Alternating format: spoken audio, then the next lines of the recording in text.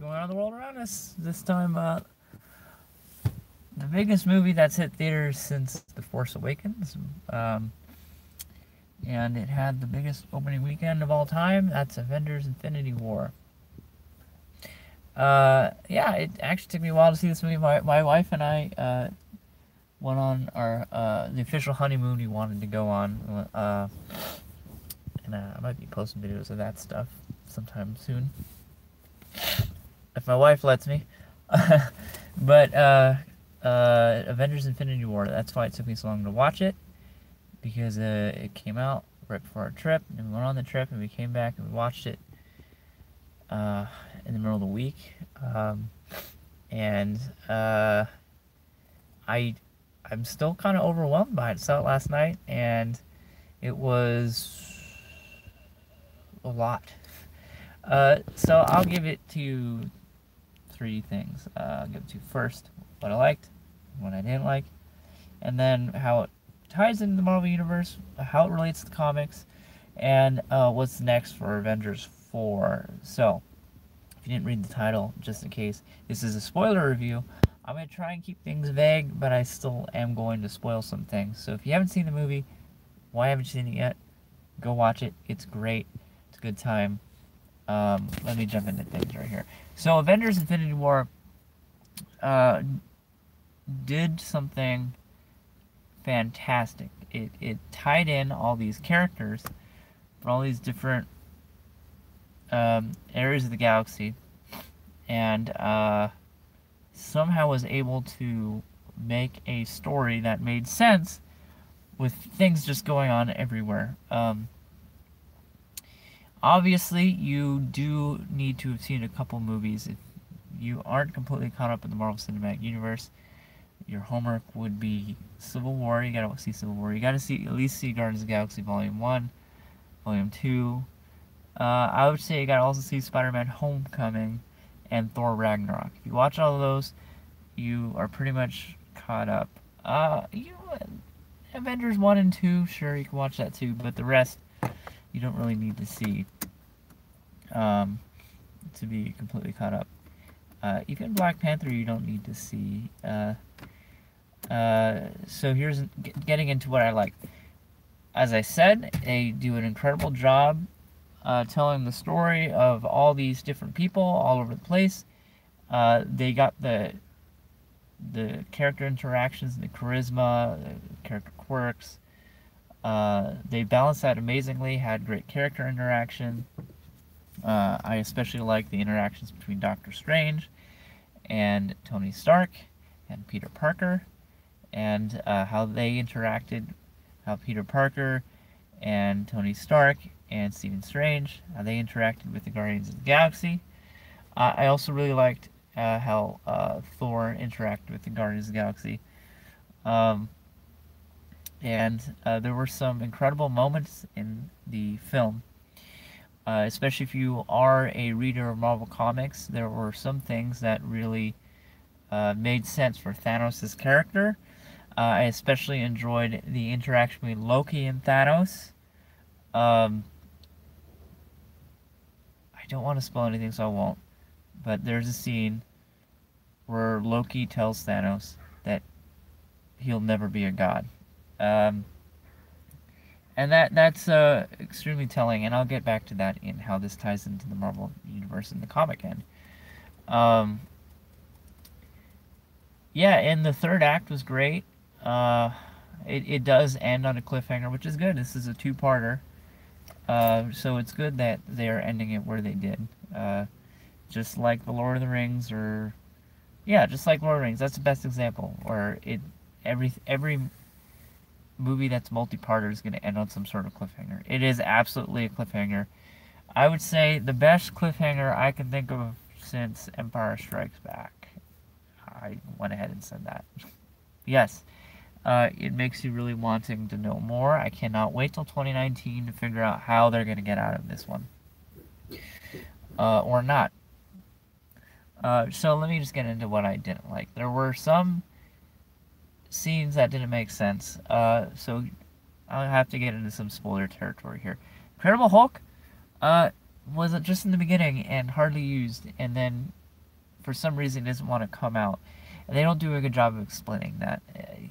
There's no reason. You just like, no, I'm. What, is he scared? No. And there's just no reason. There was no payoff either, as to like having him or have a reason to come out, and that was frustrating. Other frustrating things. There were some things that were just unnecessary, like when Thor and Rocket and Groot went to make Stormbreaker.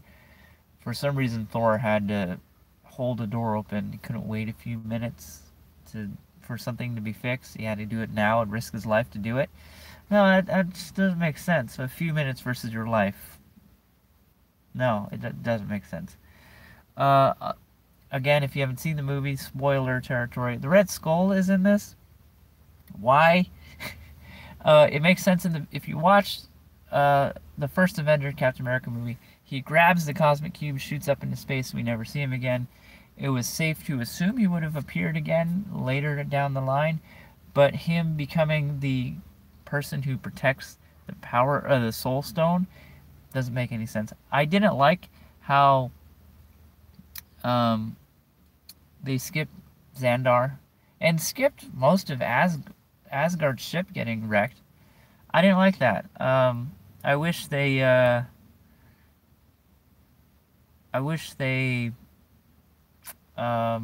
didn't skip that. And I think it's because the movie is Thanos getting all the gems together, all the stones for the MCU. He didn't have to get all of them. I guess they really just wanted that snap to just wipe out half the universe. But they didn't really need that. So if you made it this far, thanks. I had 7 minutes and I tend to ramble. But here's where we get into how this ties into MCU, and then I'll get to, well, not just MCU, but comics. And then I'll get to Avengers 4. So, in the comics, I had a lot of questions from a lot of people about the Infinity Gauntlet comic, which is the most famous Thanos story with the Gauntlet. In that storyline, he has all the gems and snaps his fingers before he even faces the Avengers, before he even faces Avengers. And the Avengers come to him. He's on some asteroid in the middle of space, wipes out half the universe, including half the Avengers. So Silver Surfer and Adam Warlock and Doctor Strange go out to meet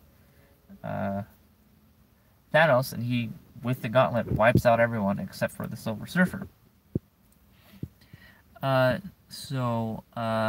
Things happen definitely a little differently in the MCU, but I think there's going to be some tie-in into Avengers 4 with what happened in the comics. James Gunn has already confirmed we're not going to see Adam Warlock or the Russo brothers, we're not going to see Adam Warlock in Avengers 4, but he is confirmed for for Guardians of the Galaxy 3. So, there is that, and this makes sense because in the comics, the Adam Warlock is actually the protector of the Soul Stone. Actually, what the Red Skull's position is. So it's his job to do what the Red Skull's doing. In the MCU, James Gunn has also said that Guardians of the Galaxy 3 will heavily involve Gamora, and if you watch the movie, you know Gamora's dead because she was sacrificed for the Soul Stone. So, my prediction is Guardians of the Galaxy 3 will be after Avengers 4, which is, on paper, that's what's happening. Avengers 4's first movie that happens after Avengers 4 is Spider-Man Homecoming 2, or whatever the title is going to be. And after that is Guardians 3. So let's talk about MCU. Between now and Avengers 4, we have Ant-Man and the Wasp, which is set to happen right before Infinity War, so at the end of that movie is probably going to be the snap or something. And then after that, we have Captain Marvel. If you watch through the end credits, which if you haven't yet, what? It's been 10 years of this, you still don't know you have to watch the end credits? It was Fury pushing a button to call out Captain Marvel. Captain Marvel's going to take place in the 90s, so it's going to be her origin story, and then she's going to go off to space and do her thing. And then it's Avengers 4, so here we are. So I'm assuming Captain Marvel's going to be that origin story, which is going to set for Avengers 4. Beginning of Avengers 4 is going to be her getting the call to come down to Earth to deal with Thanos, or go find Thanos. And, of course, if you've watched, I keep saying if you've watched, of course you've watched. At the end of Infinity War, it's the original cast pre-Avengers 2. So, Avengers, the ones that are left, are Captain America, Iron Man, Scarlet Witch, War Machine, Thor, Hawkeye, and Ant-Man was never in the movie. So I'm assuming that it's going to be the original cast tackling this issue. And here's how they're going to do it in a second. I gotta get to this. Iron Man's on a planet by himself because everyone around him went to dust. So how, and he doesn't have enough nanotech to make a suit. So how does Iron Man get home is part of the question. We don't even know who's left alive other than who we saw go away. Yes, Black Panther is gone, as well as Spider-Man. Black Panther 2 is still slated. So, I think some others going to be a trade-off between our Avengers and our newcomers. As Doctor Strange said in the movie, this is the end game, so there has to be some desperate play. Maybe the Soul Stone sacrifice of Captain America and or Tony Stark for the lives of everyone else. I don't know. So it's getting plot points of Avengers 4. Nothing's confirmed yet, but there are set pictures of our actors dressed as the cast from Avengers in 2012. And next to them would be Paul Rudd as Ant-Man. So I'm assuming at the end of Ant-Man and the Wasp, when they come and figure out what happened at the end of their movie, they might have to go into the quantum realm to deal with time travel in order to potentially try and undo what happened. So Doctor Strange, of the 1.4 million or however many million futures he saw, well, this one future is the end game he saw, which was him actually giving Thanos the Time Stone. So, comic tie-in really quick. Nebula is alive still. And in the Infinity Gauntlet comic, at the end of that, Nebula gets the gauntlet from Thanos and bests him. And then there's a stretch of a certain number of pages for people have to deal with Nebula. And then after that, in the actual Infinity War comic, what's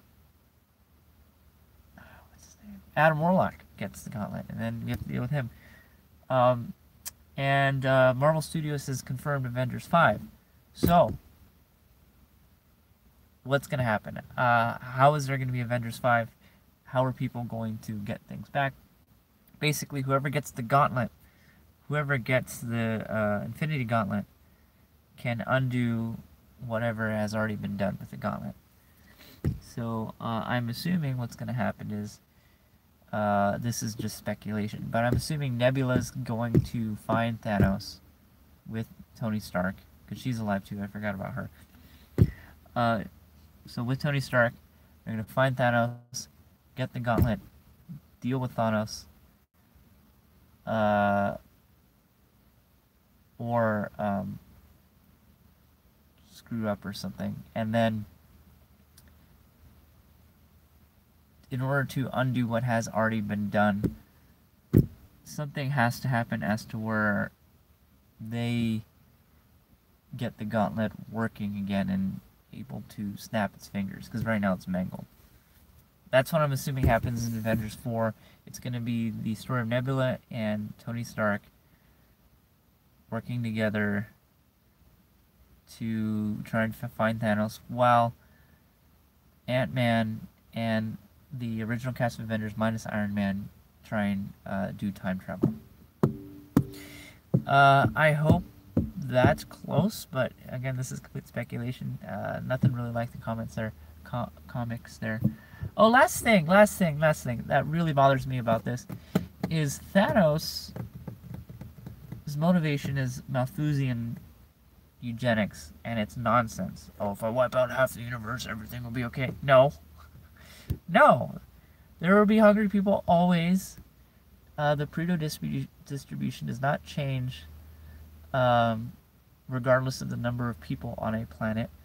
And the Malthusian principle is flawed because the prediction of that principle was that by 2000, the whole world will be in a food shortage, and that was absolutely not true. The whole world is now more prosperous and less hungry than it's ever been, even if it has way more people than it's ever had, and way more, in fact, double the amount it was 100 years ago, quadruple the amount it was 200 years ago. Thanks to innovation, there are now less hungry people there that there's ever been. That's capitalism, and it's been working. And Thanos' idea was also stupid because planets can repopulate. So what, he's going to fix the gauntlet every 100 years and snap his finger every 100 years? I don't think so. And also there are plenty of planets that are hardly populated that live perfectly comfortable lives. So it really bothered me. I know courting death was a silly principle, but it actually made more sense than the flawed ideas he had in the movie. Anyways, that's it for me. I'll catch you guys on the next one. If you watch this whole thing, thanks for bearing with me. Let me know if you think I'm wrong with my predictions. Let me know what you think, and if you saw Infinity War, let me know who your favorite character was. Anyway, that's it for me. Later.